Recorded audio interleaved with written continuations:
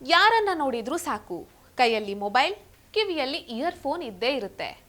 Long drive ಹೋಗುವಾಗ, ಮನೆಯಲ್ಲಿ ಕೆಲಸ ಮಾಡಬೇಕಾದ್ರೆ, ಬಸ್ನಲ್ಲಿ ಪ್ರಯಾಣಿಸಬೇಕಾದ್ರೆ ಇಯರ್ಫೋನ್ ಬೇಕೇ ಬೇಕು. ಆದರೆ ಗಂಟೆಗಟ್ಟಲೆ ಇಯರ್ಫೋನ್ ಬಳಸೋದು ಅಪಾಯವನ್ನೇ ಆಹ್ವಾನ ಮಾಡಿಕೊಂಡು ಹಾಗೆ. ನೀವು ಗಂಟೆಗಟ್ಟಲೆ ಬಳಸುವಂತಹ ಈ ಪುಟ್ಟ ಸಾಧನ ನಿಮ್ಮ ಶ್ರವಣ ಶಕ್ತಿಯನ್ನ ಕುಂಠಿತಗೊಳಿಸೋದು ಮಾತ್ರವಲ್ಲದೆ ಹತ್ತಾರು ಆರೋಗ್ಯ ಸಮಸ್ಯೆಗಳಿಗೆ ನೇರವಾಗಿ ದಾರಿ ಮಾಡಿಕೊಡುತ್ತೆ. ಇಯರ್ಫೋನ್ ಬಳಸೋದ್ರಿಂದ ಕಿವಿಯ ಆಂತರಿಕ ಕೋಶಗಳು ಹಾನಿಗೊಳಗಾಗುತ್ತೆ. ಇದರಿಂದ ಶಾಶ್ವತ ಕಿವುಡುತನ ಉಂಟಾಗಬಹುದು.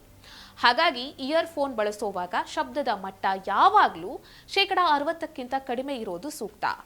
ಇಯರ್ಫೋನ್ ಅನ್ನ ಇತರರೊಂದಿಗೆ ಹಂಚಿಕೊಳ್ಳೋದ್ರಿಂದ ಒಬ್ಬರ ಕಿವಿಯ ಸೋಂಕು ಮತ್ತೊಬ್ಬರಿಗೆ ಹರಡುವಂತಹ ಸಾಧ್ಯತೆ ಇರುತ್ತೆ. ಸಂಶೋಧನೆಗಳ ಪ್ರಕಾರ ಅತಿಯಾಗಿ ಇಯರ್ಫೋನ್ ಬಳಸೋದ್ರಿಂದ ತಲೆನೋವು, ನಿದ್ರಾಹೀನತೆ, ಏಕಾಗ್ರತೆ ಕೊರತೆಯಂತಹ ಸಮಸ್ಯೆಗಳು ಎದುರಾಗತ್ತೆ. ಸೊ ನಿಮ್ಮ ಕಿವಿಯ ಆರೈಕೆ ನಿಮ್ಮ ಕೈಯಲ್ಲಿದೆ. ಇಯರ್ಫೋನ್ ಅನ್ನ ಮಿತವಾಗಿ ಬಳಸಿ.